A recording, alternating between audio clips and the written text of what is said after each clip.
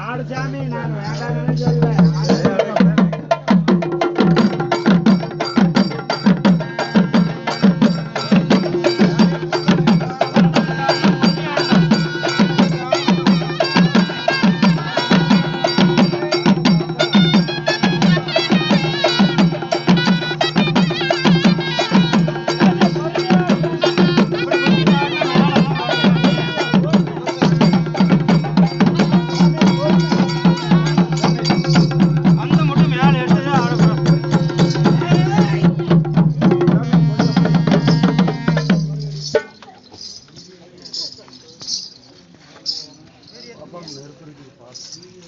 தெக்க போய் வடக்க வர வரைக்கும் எனக்கு பாதுகாப்பா வந்தீங்கன்னா நான் உங்களையுமே நான் பாதுகாப்பா மேலே கொண்டு வருவோம்.